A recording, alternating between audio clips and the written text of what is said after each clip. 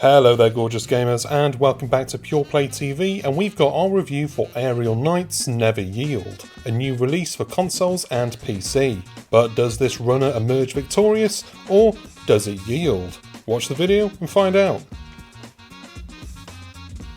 Aerial Knight's Never Yield is a really basic game. So basic, in fact, that you only really need one hand to play, from start to finish, and that's something you can do in just a couple of hours. That's not a slight against the game though. The simplicity is brilliant, and for me at least, it opened up the possibility of using the PS5's remote play feature on my phone without getting frustrated with pairing a controller or the on-screen buttons. As the game only uses the D-pad, booting the game up for a few minutes on my phone was a very viable option. And, taking just a couple of hours to complete, the shortcomings are easier to overlook because by the time you're done, you'd have forgotten all about them. So what is Aerial Knight's Never Yield? You know, I had a hard time coming up with an explanation for this, but I think I've settled on something.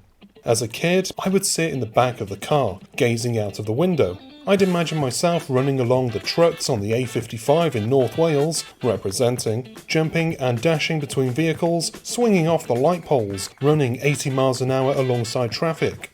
We'd get to the village and I'd see myself leaping across the Victorian era buildings of Penmaen Mawr before kicking the chavs in the face outside of Spar, the convenience store. Aerial Knight's Never Yield is this little boy fantasy as an easy to play, difficult to master video game. I like it too, but it's not without its flaws.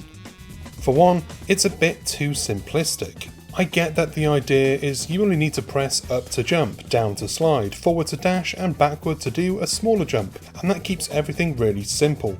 But by the halfway mark, I did wish there was a bit more variety. To be fair, this complaint didn't rear its head that often, as I typically played the game in short bursts. Each of the game's 13 levels are just a few minutes long on the default difficulty, so perfect to play for a few minutes between jobs or while I'm in the kitchen waiting for the kettle to boil.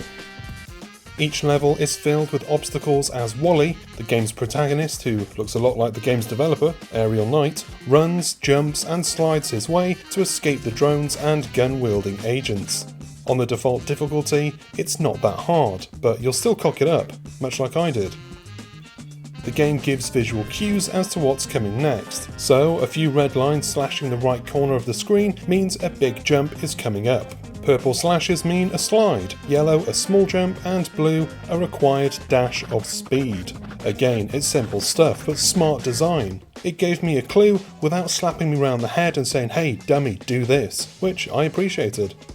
However, it does take some of the challenge away. If you really want a challenge, you need to up the difficulty.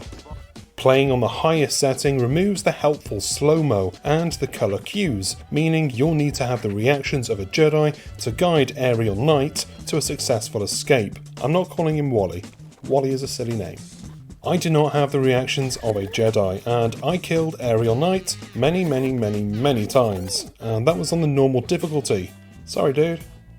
While the level design is generally good and there are some interesting locales, it does feel a bit repetitive, especially towards the latter stages of the game, with familiar obstacles being reused again and again.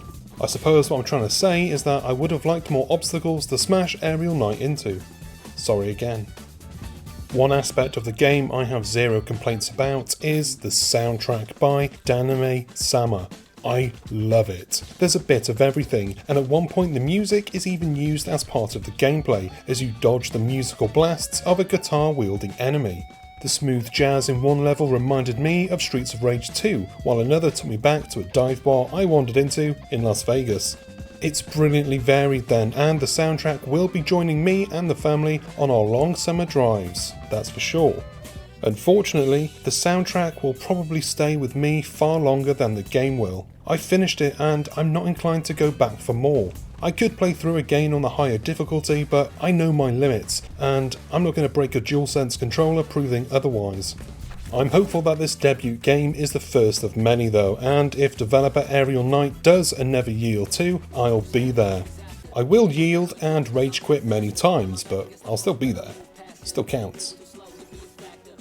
And that's the end of this review. Thank you for watching, and I hope you enjoyed it. If you did, go on down below, hit the like and subscribe buttons, as well as the bell icon so that you're notified whenever we've got new stuff for you to watch. Go to the info box for our website links, social media channels, and our supporters page where you can support the team, if you can.